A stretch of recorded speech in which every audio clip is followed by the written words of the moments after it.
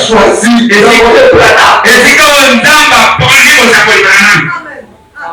c'est là où Dieu a fait descendre les anges que vous voyez. Dans la nation du chiffre 13. Dieu voulait montrer au monde. Il peut prendre une bande de gens inutiles. Les élever. Il me dit, pasteur, Dieu m'a parlé de toi. Il m'a dit, tu es un homme intègre. Il tombe à cause de ton intégrité. Et il te donne la mission d'être la pasteur des pasteurs.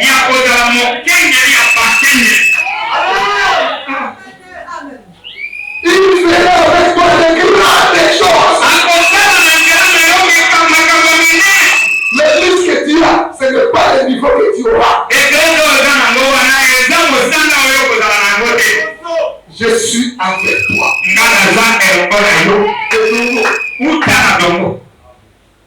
Alléluia. 2 jours après, on était chez moi avec le frère de Dimon. Un autre missionnaire, on a tout le monde qui a un message.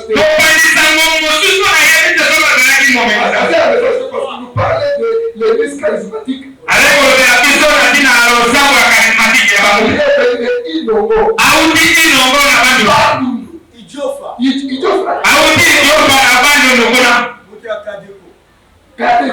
Dénominationnel. Qu'est-ce qui se passe? Dieu m'a dit de l'Idiofa. Tu trouveras un pasteur qu'on appelle Baoudjou. Il est intègre.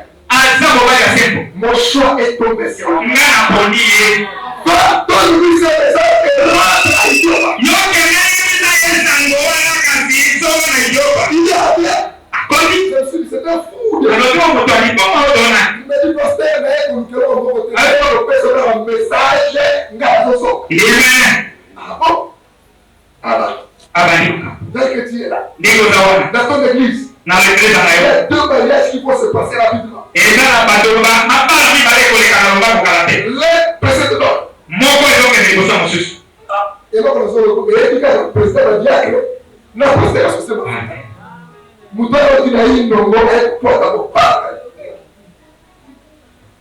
Les finances viennent de diminuer. Jour où c'est la première fois dans l'église, dîme 0. Dîme 0 vendredi, samedi à la colonne. Et il m'a dit, j'ai rien ça. Journée à la table de Tikié, la bouteille qu'elle a fait, moi, le pasteur de Lucayo, Zodi Molo, 125 000. Ah! Prophète, à où tu payes sa personne? Il a commencé à détailler les détails de cette église.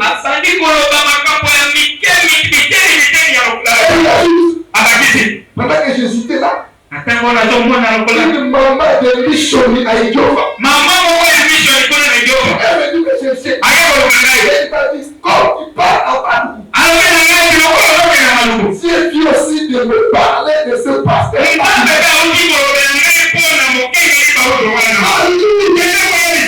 message-là vient de Dieu. Et le pasteur Mega, c'est dans le chiffre 13. Ça, c'est 13e année. Dieu, papa, il m'a donné une commission que je vais exécuter.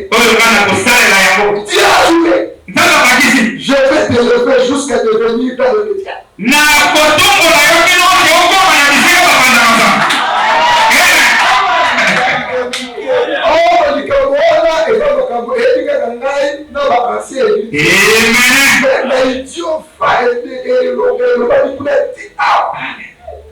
Seigneur, qui suis-je? Alors j'ai appelé les hommes de Dieu. Un frère qui pris chez notre pasteur Ilunga. Il m'a seulement vu, il a dit, pasteur, j'ai l'inspiration de te faire une épée. Il me semble.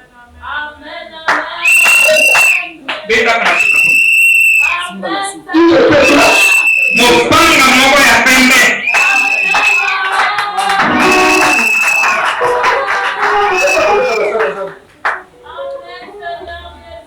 Oh, le signe de l'épée. Dans toute la Bible. C'est la parole de Dieu. Une confirmation que moi je prêche toujours là.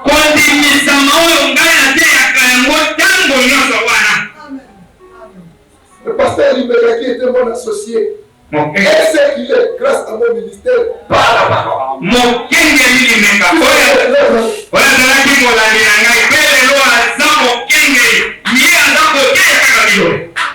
Le pasteur Mahouda qui l'a remplacé pour être mon associé.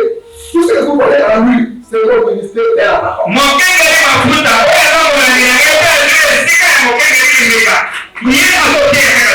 Tous les hommes qui sont derrière,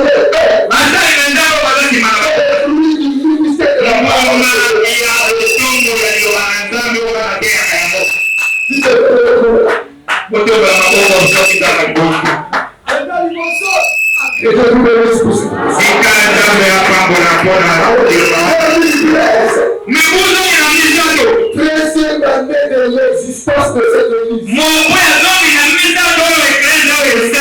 Dieu m'a parlé. Avec tous les éléments que je veux qu'il me remette encore cette épée dans ma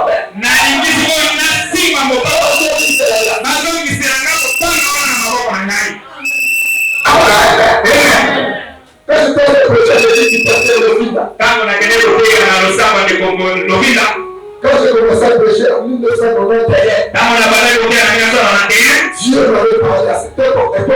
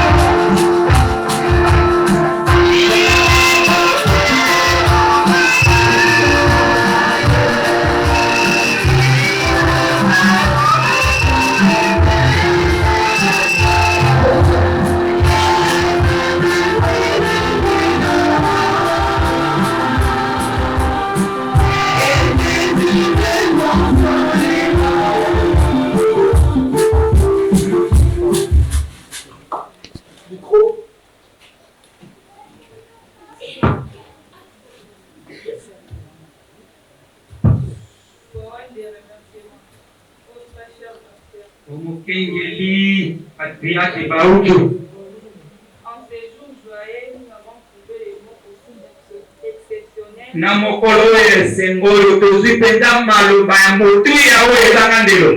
Soit-il compatible de trouver l'expression de notre reconnaissance.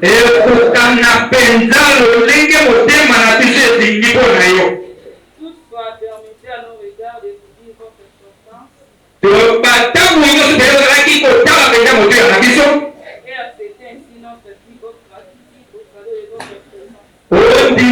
penzana motema malamu libozo kozeli bojali na yo. venant de l'animal Jésus. Oyo ewuti na Nzambe na mokonzi Yesu. Vous nous êtes tellement précieux, à tel point qu'en priant et dictionnaire, Ozana motia penza mingi mpona biso ntango toyoki buku ya kolimbola. les livres, Buku ya kolimbola les ouvrages, na babuku. nous n'avons eu de plus meilleur que ces petits moutinets à la fois. Tozalaki na eloko mosusu ya malamu koleka te kaka maloba oyo. Nos cœurs et nos esprits. Motema mpe milimo na biso. Bien qu'ils soient passés dans notre habitude, Atako na momesano na biso ezalaka bongo. il est le respect de notre gratitude Ye azali elilingi mpena ya biso kozongisa ye matondo. et nous espérons que cela vous soit doux et sucré à entendre. Toliki ete yango ezala bopolo mpe ezala elengi na ntango ozozela yango. Ntango ozoluka yango. Tout en étant fort à réconfort, Kozalaka makasi na kolendisa. merci très cher pasteur. Matondo buta motu. Notre plus grand désir serait de pouvoir Posa na biso ya monene eza kaka tomona yo. être élevé Otombwama ya koleka. plus haut que possible Koleka mingi afin de nous apporter toujours les meilleurs. po omemela biso ntango nyonso oyo ya malamu. Les meilleurs du moment Amalamu oyo ya ntango oyo. que nous prépare l'éternel et Oyo Yawe na biso azobongisela biso yango. que nous sommes des brebis heureuses. Tozala bampate ya esengo. Nous remercions efficacement le Seigneur Jésus-Christ Totoni makasi mingi po Yesu Kristo. qui par son amour pour nous, Ye na molingo na ye mpo na biso qui a regardé oyo atali de l'est uta na esika oyo elimaka, à l'ouest, esika oyo elalaka, du nord esika oyo ya likolo aussi, mpe na nsima. et de pouvoir faire plus de meilleurs serviteurs de Christ. Akuti mosali ya malamu ya Nzambe koleka yo te. Et votre Mpe basalaka na yo elongo force notamment, mingi makasi. le pasteur Lumeka, Mokengeli limeka, le pasteur Mafuta, mokengeli mafuta, le serviteur Chekina, mosali sekina, le révérend Tamzi, moto ya lokumu tanzi, ainsi que le bien-aimé Patrick Marc. mpe olingami Patrick Manda. Nous nous sentons extrêmement bénis d'avoir vos présences Oyo toza komimwa na ete topambwami mingi na bozali na bino. qui nous revigorent. Oyo Revigorent. ezali kolendisa biso En complément de cela, na kotoka matoni mingi na yango. nous les diplômés de cette année, Biso baoyo tozwi badiplome na mbula oyo cause de cette réussite, mpo na ntina na elonga wana ayant étudié l'univers 100% Massia, tozwi mpenza masi ya tabernacle 100%. utilisant les plus beaux mots du système, Toyebisi bino maloba ya malamu ya lolenge ya koleka. la plus belle phrase de la race humaine, Elobeli na malamu ya yoneli ya moto.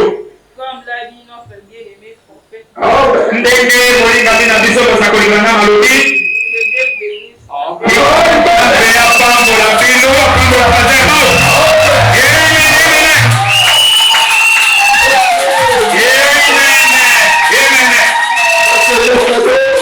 Oyo liponza na ngai sika Nzambe apambola bango.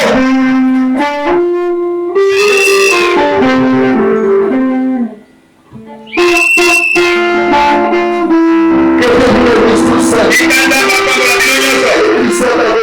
Ezala na bino akokisa maloba oyo na bilobeli oyo. Sika Nzambe apambola bino. Amen.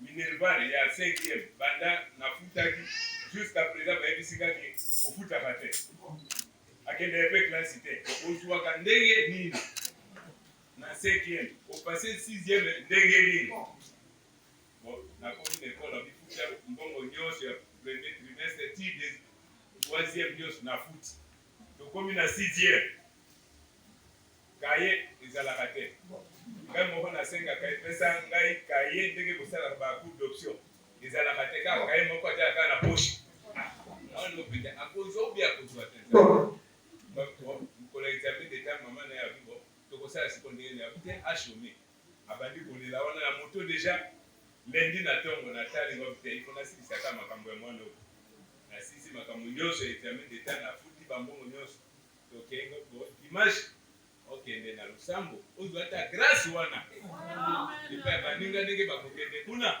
ozwa ata mwa chance wana ojembela ata eloko moko epana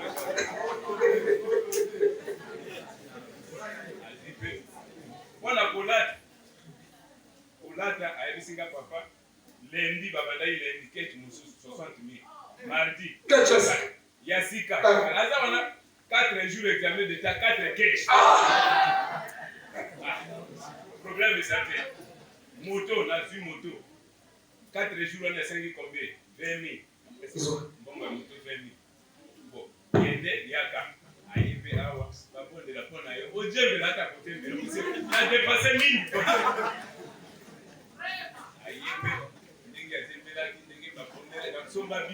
Bon, bic, on est à bic magique. Bon, on est à bic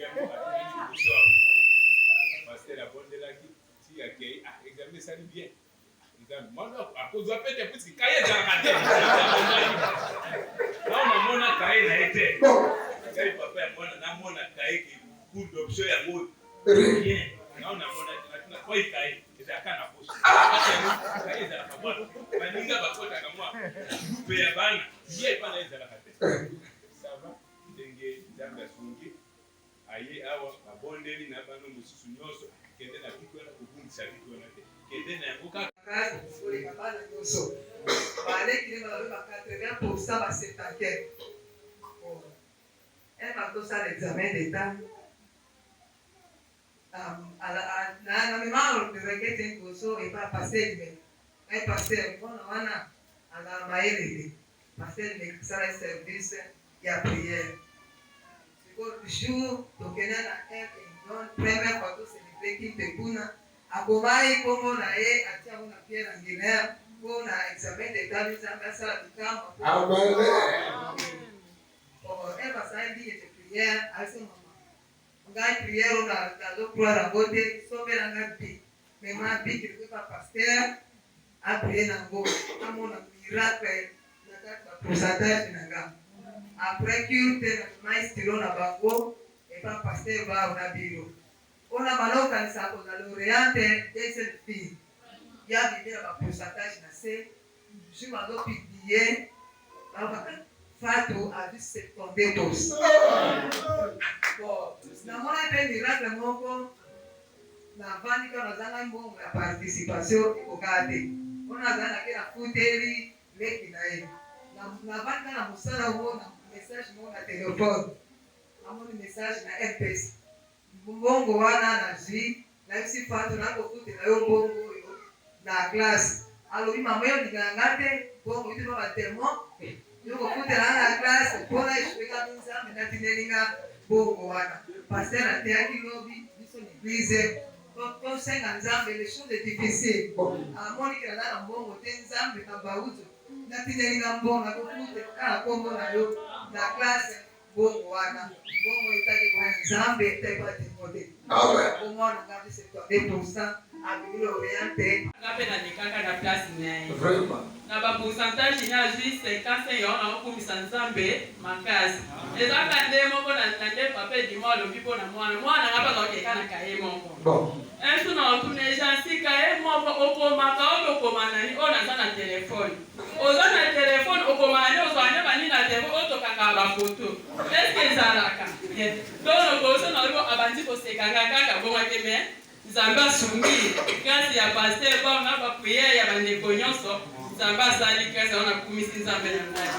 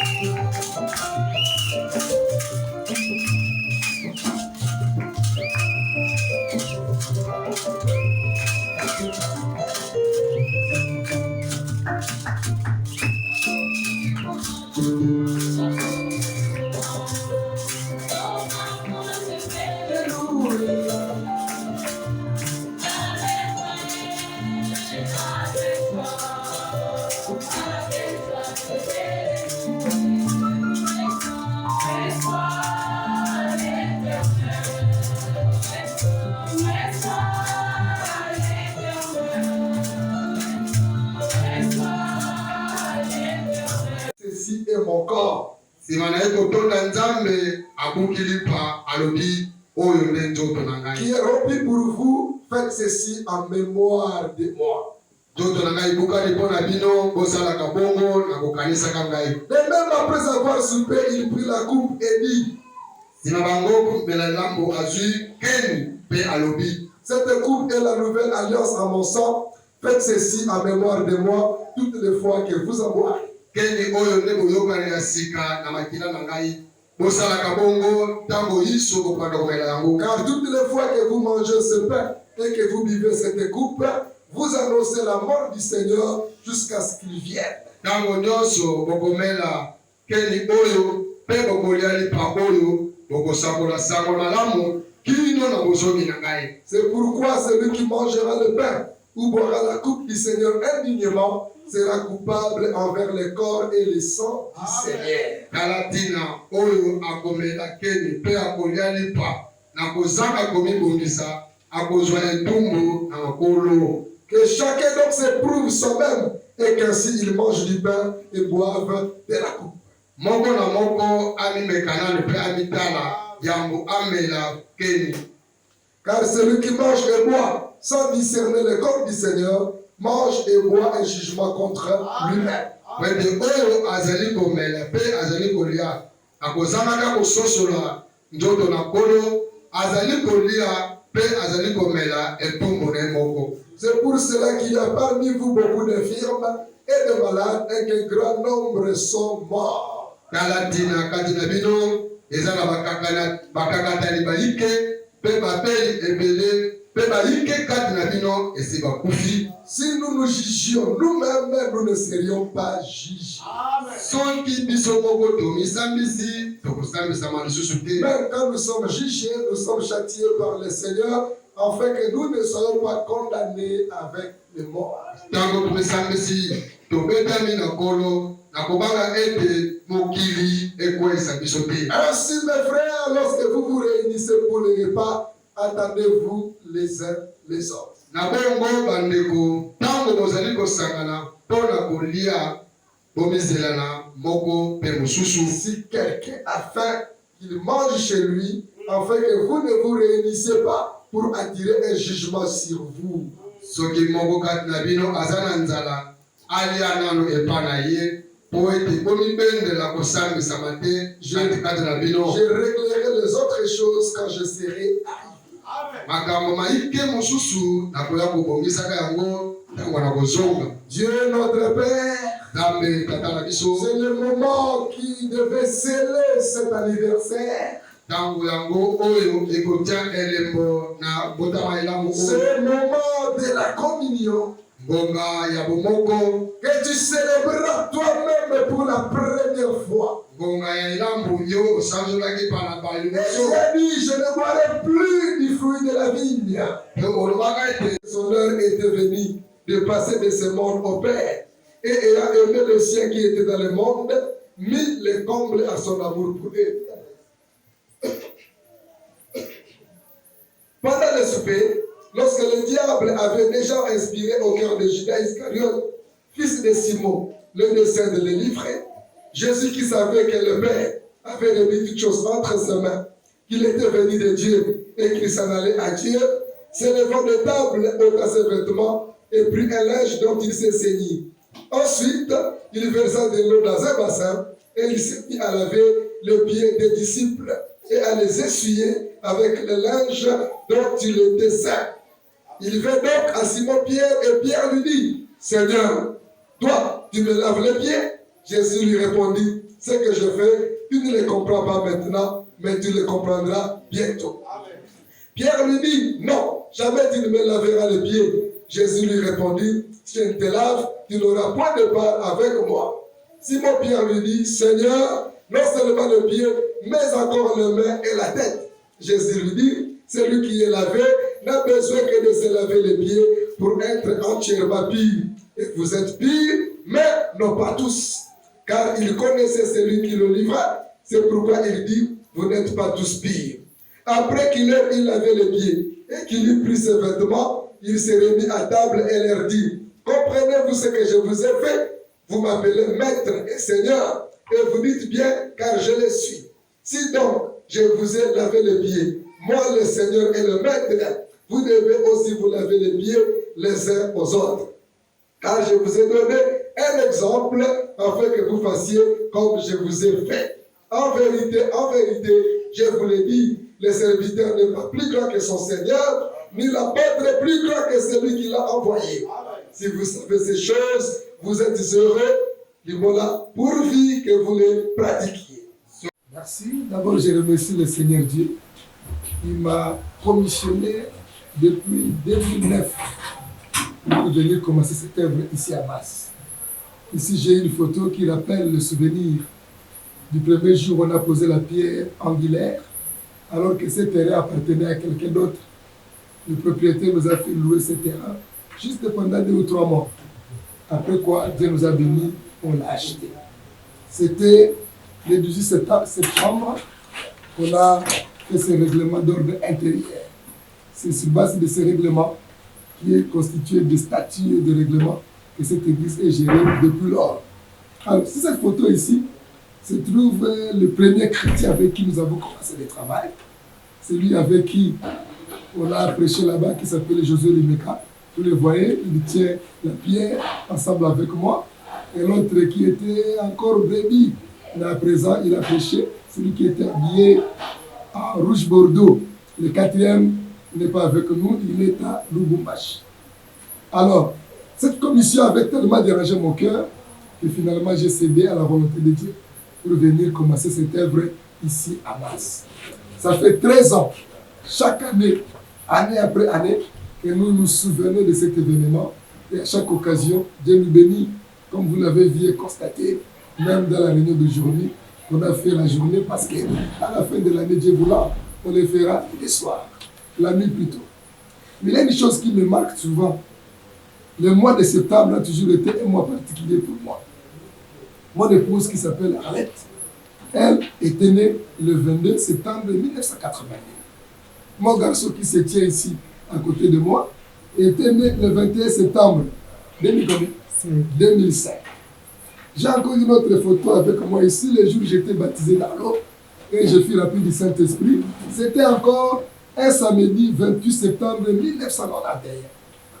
Et même cette église, nous l'avons aussi commencé le 18 septembre 2009.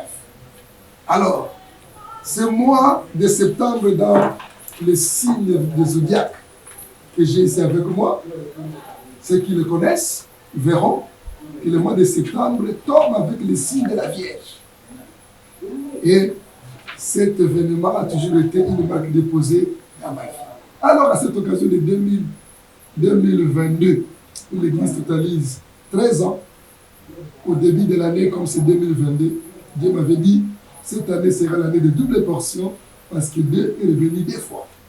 Alors, j'ai vu tellement de merveilles cette année, qui a fait que l'Église qui était celle que nous appelons ici, mais c'est tabernacle, a produit 2 autres églises.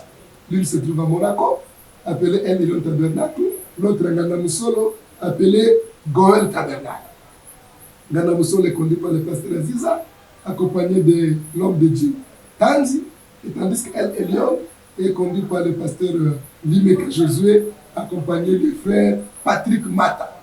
Alors je suis resté ici avec les autres équipes de serviteurs de Dieu, en particulier Mafuta, qui est maintenant mon associé.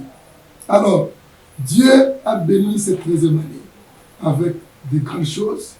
Il y a un de mes diacres qui a souffert avec moi beaucoup d'années, qui a acheté 2 parcelles en l'espace d'1 mois, tel que Dieu l'avait annoncé. Il y a les diplômés qu'on vient de célébrer cet anniversaire à leur intention. Donc, il y a au moins 4 cas dans une seule famille où il y a aussi des réussites. Il y a encore des naissances des enfants.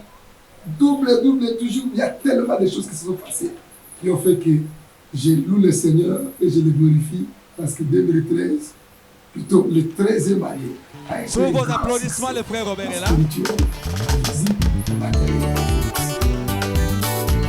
Voilà ce que je peux dire. Je me demande dans mon cœur, venez la victoire de tous les saints.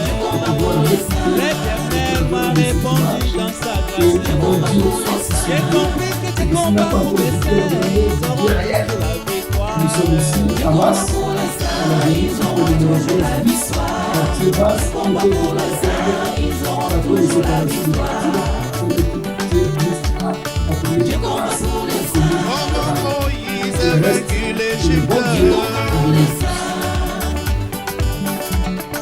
La présentation de nous nous présentons nous sommes l'église Massière d'abord. Une église chrétienne qui croit au message du son de l'évangile Je parle au révérend pasteur Joseph Laouda, qui depuis 2009 est à la tête de l'église. Actuellement, l'église a totalisé 13 ans. Elle est située dans la commune de Mas, à Répolyténie. Nous ne faisons que marcher sur le pas du prophète en suivant les écritures bibliques comme il a recommandé en stipulant de ne répéter que ce que disent les bons prédicateurs. L'air est grave, car le temps ne plie. Nous lançons cet appel humblement en vous invitant de venir expérimenter le véritable Dieu au travers de tout ce toujours la victoire. En voici le mercredi de 16h30 à 18h, le vendredi de 16h30 à 18h, le dimanche de 9h30 à 12h38. En plus de cela, au courant de la semaine, si vous voulez rencontrer le pasteur Joseph Laouda, après le culte dans son bureau, vous serez toujours les bienvenus.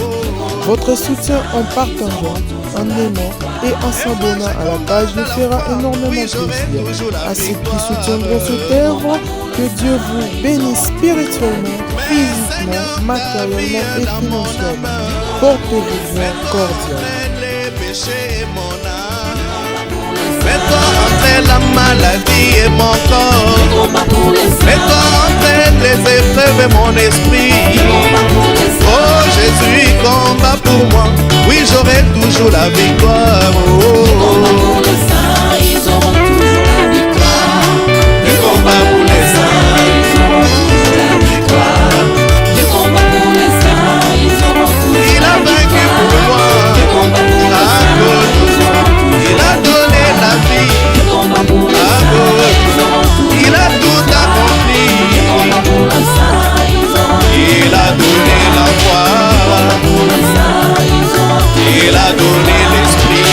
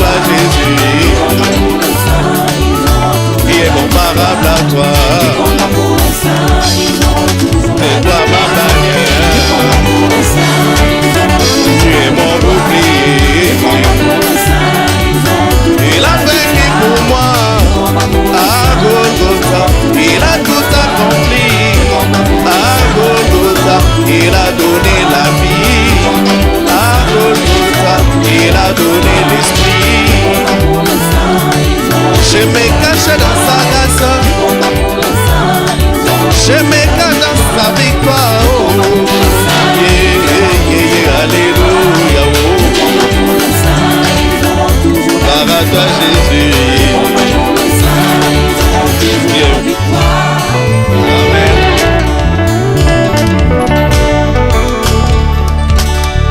Je vous salue au nom du Seigneur Jésus-Christ.